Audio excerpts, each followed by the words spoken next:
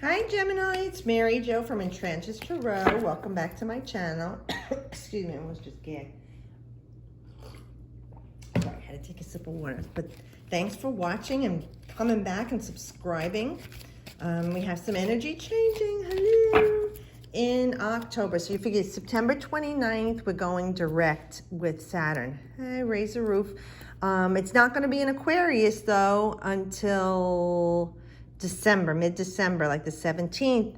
And by the time the shadow ends, it'll be the 31st. Universe is amazing how it does that. So by January, when Saturn re-enters Aquarius, because it briefly went into Aquarius finally January 2020 and then retrograded back into Capricorn and lockdown happened. When we get into that January in Aquarius, freedom, okay, the maverick, the rebel, okay, humanitarianism, worldwide stuff, big social change, okay, new paradigm, new structure, tearing down the old patriarchal society and the bullshit that men created 1,000 years ago or whenever, and those people are all dead. So it doesn't work for us. We need new structure. And that's what Aquarian does. It's unique and it brings about positive change on a higher vibration, but higher technology, progression, all of these things. So that's a big yahoo. And then Pluto going direct October 4th, but it has a 2-week shadow. So transformational energy there, uncovering the secrets and the lies. And since it's in a tight conjunction with Saturn and Jupiter all this time in Capricorn, which is government, jails, prison, buildings, legal systems, everything in the outer world is being up for review with Pluto uncovering the secrets, revealing the lies, diving deep, and bringing everything up for cleansing. You know, where that Saturnian energy is your foundation and old karmic father time, it's slowed down. Pluto's coming in to just wash that all away and viscerate it, literally viscerate it, pulverize it. That's the power of Pluto, Scorpio, right? And the desire to make a change, rising from the ashes as the phoenix. And this is worldwide, okay? Everyone has got the same conjunction going on in Capricorn. Just everyone's chart is different, so wherever Capricorn falls in your chart is how the area of your life, Gemini, has been affected, and you apply it. Mars retrograde is affecting a lot of people also. It's a very long retrograde for Mars. So, you know, it's about working on yourself right now. And since it's Gemini, it's about the way you're communicating, the way you're writing, assimilating information, okay, in your social structure with people. Okay, so big changes culminating, okay, because as the transit passes, the orb of the tightness of the conjunction is going to spread away. And praise be God, it'll release. But it was a meaningful change meant to bring on a cathartic. My mouth's not working, I'm sorry. A cathartic change for all of humanity. The entire world is being affected by this. And all these lies and secrets are being revealed, and the old structures have to be torn down to replace with something that's more modern, very Aquarian. Aquarian people are always changing the decorations in their house. They're always progressive, very modern. And this is what we're heading for. A way that we could live peacefully or coexist in today's times, okay? So let's see, Gemini, what we have for you for October as we're into Libra, and then we transition into Scorpio. So yeah, lots of change going on, and harmonic balance, the legal system with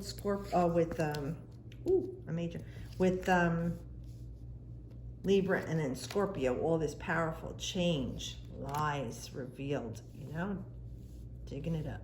All right, nice. We have a major arcana with the Hanging Man. This is like saying, oh my God, I see clearly now. You're seeing things from a new perspective. This is Neptunian energy. Neptune rules Pisces. So whatever you had been clouded about, delusional, fantasizing, you know, that's that energy with Neptune. This is what's being drummed up for you in your soul, looking for you to work through as a major arcana. So if you've been deluded about things, lying to yourself, this is the card that is going to show you that you haven't been realistic and that you need to surrender to the fact that this is the way it is with this person or place or thing, and see it from a new perspective. But it is at a peaceful feeling, not of anxiety and worry and doubt. This is about you being illuminated, and that you can see the situation for what it really is, and you are at peace. For others of you, it's things that you've been daydreaming and fantasizing about. Look, you've had plenty of time with this pandemic. A lot of people that have been restricted. Some people had to work. Some people had stayed home. Some people, while they stayed home, did nothing to change their life. Some people changed their lives. So this is about you seeing things differently now. For what was before is not going to seem to appear the same to you now, okay, Gemini? You're going to see the world from different eyes. This new perspective, like I was saying, as this card offers, and you're letting go a lot of things that used to be so important to you, the shiny things, you know, the things that, you know, like dangling the carrot before the horse. These things are no longer things that you want to attain, you know, that seemed unreachable, or that you believed you could reach. It doesn't matter anymore. You just don't even want to see it anymore. You want it out of your life and away from you. It's like a feeling of saying, I surrender the need to be right or have this person, place, or thing, okay? And I'm okay with what I've got now, because it's more important than what I thought I wanted and needed in my life before. So it's a lot of you are going to be leaving the career of your choice, that vocation or trade, because you're seeing like, you know what, this doesn't work for me now. And I'm okay with it. I'm totally at peace with the fact that I'm going to let this go from my life. This thing that chained me once and held me prisoner to what I thought I needed, I am now at peace, see, and letting go. It's not like you're vulnerable in a way that you can be weak. Because you remember, they say that saying is not to mistake my kindness for weakness or my vulnerability for gullibility. Gemini, this is about you realizing you can be happy without these things, and those things that once chained you, mentally you're letting go of. You're no longer delusional about this. You're not fantasizing about this anymore, because it doesn't make sense for you anymore in your life. So many of you, you'll be coming to this realization that it's time for me to let this go. I don't need it, and it's not serving my highest purpose. So I read like this, and just to keep it short, to let you know, apply this to what's happening in your life right now, Gemini, person, place, or thing, situation, and you know that's what it's talking to you about. And realizing that I can see things clearer from where I am now versus where I was back in the time of, because this card, like I said, is, Piscean energy. And back in the time when we were in March, when all the shit happened. So this is about you realizing I'm in a better place. All the things that I was afraid of before, because it's that Neptunian energy, I can let go of now. And I'm going to be all right. And there it is, the 10 of Pentacles, bam. You're not going to have to worry about your finances for a while. This is feeling like, okay, I got enough stored away for, a rainy day. You're getting by. You're feeling like, okay, it crawled along. It didn't move very quickly. But, in the race with the tortoise and the hare, you know that story. Slow and steady won the race. And this is about you being very solid and grounded in your relationship with yourself and what you've done. There's no fear or trepidation that you're saying, okay, did I make the right choice? You know you made the right choice. I'm sorry about Mickey. Mickey, are you okay, puppy? Okay. But yeah, this is a beautiful card for you. And we're talking about right now, just in the immediate past, September 12th to the 22nd, when Mercury in Virgo. And Mercury does rule Virgo and Gemini. Okay, so this is your thinking and speaking in a better way about the long-term planning. Maybe you met somebody and you're talking about your future. or you're going to the next step in your relationship with this person, and you're going to move in together or get engaged or get married or have a child. So this is going on long term down the road. You're looking to establish something. You're looking to fill this treasure chest with things that will last. There's durability here and stability. For others of you that you've had some problems going on with anxiety and depression, this is going to be ending and you're restabilizing. You're going to start to feel self-assured again. You're going to start to feel in a very grounded, stable place where you're out of your head and your feet are back on the ground, but your head is back on the ground with yourself too. You know, because Gemini does rule the body's mind, and Sagittarius, which is your opposition, is the higher mind, where it's like you assimilate information.